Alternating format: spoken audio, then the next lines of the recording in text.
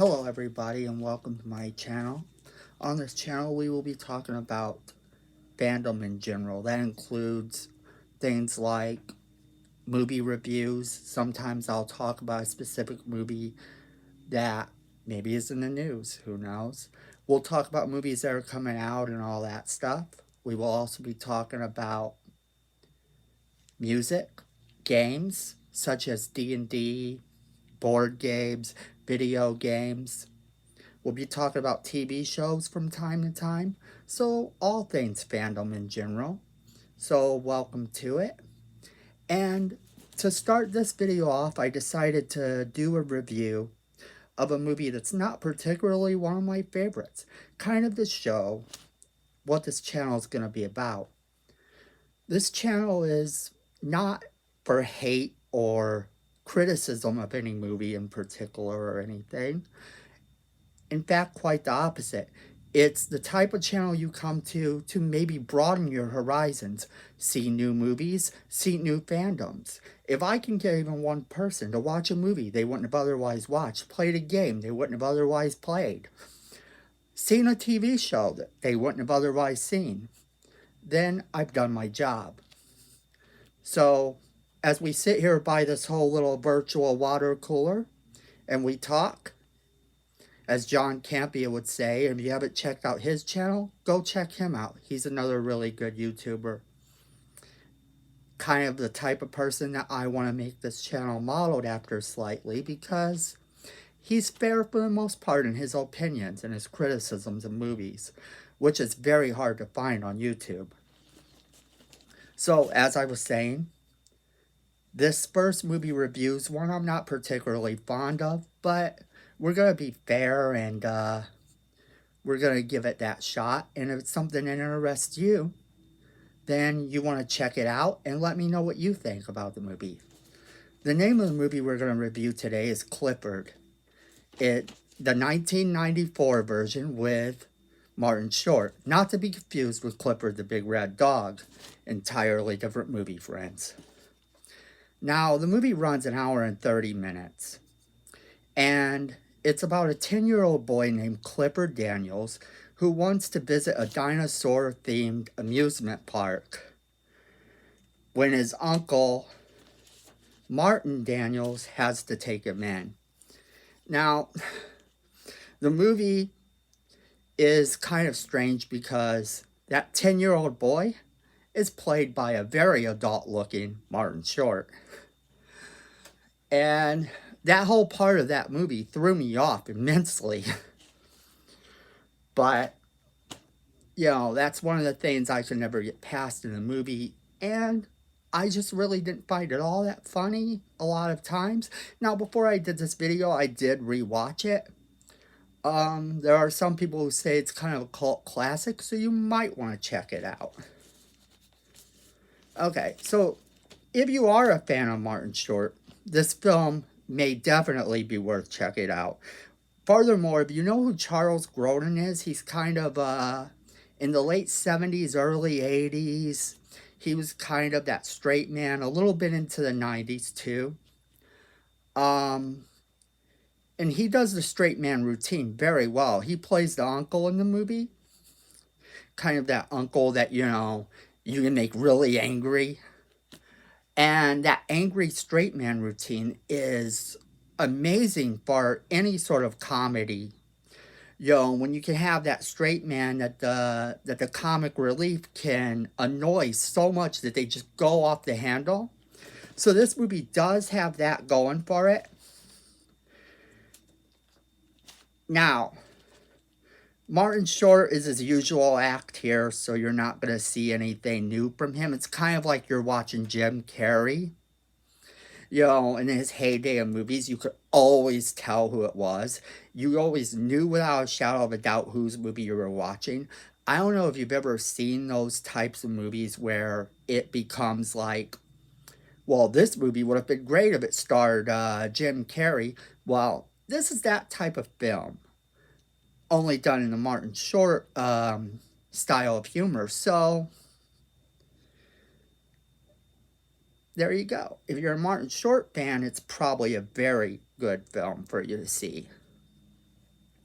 Now, the other thing is that a lot of the humor is really mean-spirited. The things that this boy does and says, well, in today's society, we might not be able to do that so much. We might not be able to film this movie. So, that being said, I'll consider that a plus, because anytime you could shake that status quo in a movie, or kind of do those mean-spirited jokes in a movie, let's face it, it's kind of funny sometimes.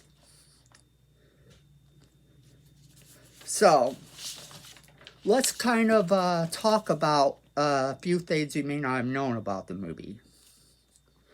The movie was actually planned for 1991, along with other Oren films like RoboCop, which didn't see its release until 1993 and was held back due to the company's bankruptcy. Now, some claim screenings were responsible. This is not true, though. This is not true at all. Although, kind of, I used to think, oh, well, you could see where that rumor would come from, not being that much of a fan of the movie myself. The first time the movie jumped onto my radar, funnily enough, is in a magazine. I believe it was in Movie Line magazine in 1991 when it was supposed to come out. And they had this psychic reviewing movies, debating whether this movie or that movie was going to be a hit. She said, if I remember right, that this movie was going to be a success. Yeah, she got that wrong. Now,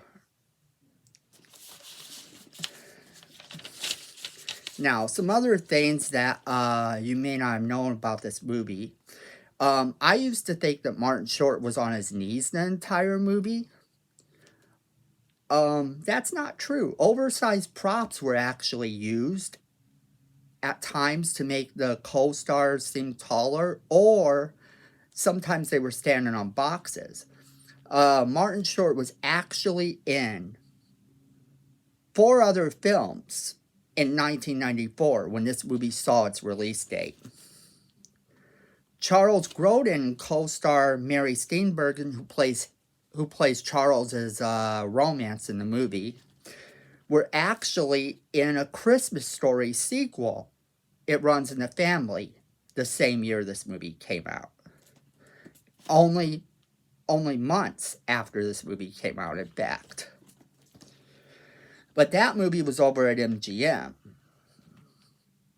Now, reshoots and editing were done in its final release, and these reshoots actually added scenes with Ben Savage of Boy Meets World fame. And in fact, I believe it was done during the same time that he had just begun to do Boy Meets World. So you see a very young first season Boy Meets World Ben Savage. And the scenes also included Martin Short in some elderly makeup to be an older version of Clifford. The film's writers were supposedly so ashamed of this film that they used fake names for all press associated with it. Now, on an interesting side note, watch for the pre-1992 Pepsi cans floating around in the movie, because this movie was actually filmed in 1990. So that's kind of the interesting things that I can tell you about the movie in terms of what to look for, things to notice. And for some movies, I'll have a lot more than that to kind of do. But for this movie, and just for this review in general, I just kind of wanted to get out there and say, hey, this is my channel, and show you that even though I'm not a big fan of the film, I want you to check it out. I want you to let me know what you think, and then get back to me. Leave that comment in that comment, and hit that like button, and all that nice stuff. That's what we're here for, to talk as fans about fandom, no matter what fandom that should be. So, as anyone who knows me, though, pre-COVID COVID isolation, this was single-handedly the worst film that I think I had ever seen. So to review it and be fair and tell you to check it out and let me know what you think, because it does genuinely have some funny moments. There's just so much to unbox with the movie itself.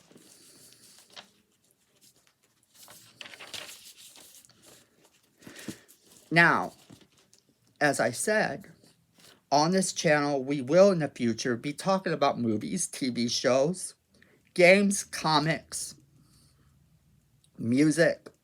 Did I say music? Well, music. And all things fandom, in fact.